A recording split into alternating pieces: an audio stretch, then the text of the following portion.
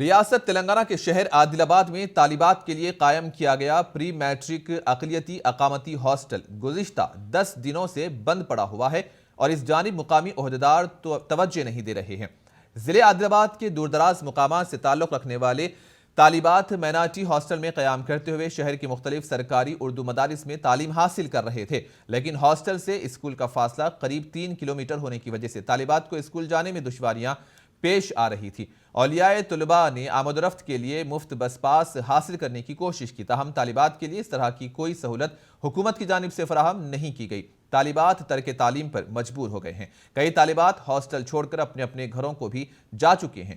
کروڑوں روپیوں کی لاگت سے بنائی ہوئی 2 منزلہ عمارت اب خالی پڑی ہوئی ہے۔ اولیاء طالبات نے عہدیداروں سے مطالبہ کیا کہ اس جانب توجہ دیتے ہوئے اس مسئلے کا حل نکالیں تاکہ بچوں کی تعلیم متاثر نہ ہو سکے۔ وہ اپنے گھر چلی گئی ہے۔ اب دیکھنا یہ ہے کہ اس طرف کوئی تو توجہ دینے والا ہے یا پھر یہ ہمیشہ کے لیے ہاسٹل بند ہو جائے گا۔ کیمرہ مین اکبر الدین کے ساتھ عبدالعلیم، RR منصف ٹی وی، عادل آباد۔